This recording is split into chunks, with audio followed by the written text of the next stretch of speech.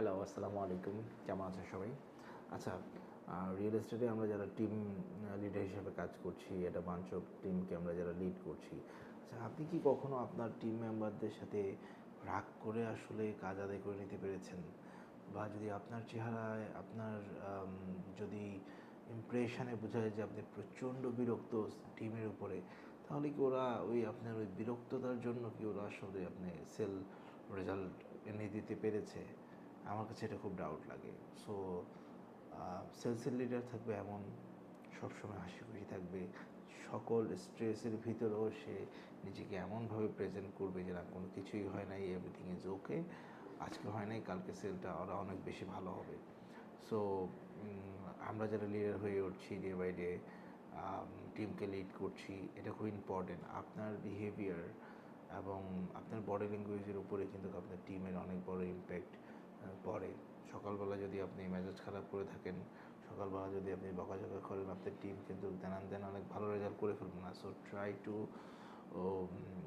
Give them motivation early in the morning, যে যখন আপনি স্ট্যান্ডিং মিটিং করবেন বা সকালবেলা যখন কোনো টিম মেম্বারের সাথে আপনার যখন দেখা হবে, আপনি যখন একটু হাসি মুখে থাকবেন, আপনি যখন তাকে একটু গিয়ার আপ করবেন যে না 3 মাসে হয় নাই তো কী হয়েছে, এই মাসেই হবে।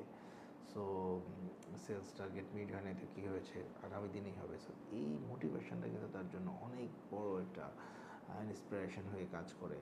এবং আমি নিজে প্র্যাকটিক্যালি এটা দেখেছি, যখন আমি দেখতাম যে না আমার রিপোর্টিং বসের মন খারাপ, মেজাজ খারাপ এবং চেহারা কালো হয়ে আছে, মানে সে যে বিধ্বস্ত এটা বোঝাই যাচ্ছে, তখন কিন্তু মানে ওই জায়গাটাতে আসলে তখন নেগেটিভিটি আসলে আপনার ভিতরে প্লেসমেন্ট করে নেওয়ার চেষ্টা করে। তো এটার জন্য অনেক নেগেটিভ, অনেক অবস্টেকল থাকবে। কোম্পানির মালিক কথা শুনবে না, কোম্পানির ঠিক মতে সব কিছু হয়তো বা কাস্টমার ডেলিভারি পাবে না, অনেক কিছুই হতে পারে। বাট অ্যাজ এ লিডার আপনার এক্সপ্রেশনে যদি আপনি একটু বুঝিয়ে ফেলেন, তাহলে কিন্তু আপনি আপনার টিম মেম্বারদের মোটিভেশনটা লো করে দিচ্ছেন। সো রাগ করার আগে আমরা বারবার চিন্তা করে দেখি আমরা আসলে টিম মেম্বারদেরকে রাগ করব না মোটিভেট করে তাদেরকে কাজে নেমে পড়তে সহায়তা করব। ভালো থাকবেন। আসসালামু আলাইকুম।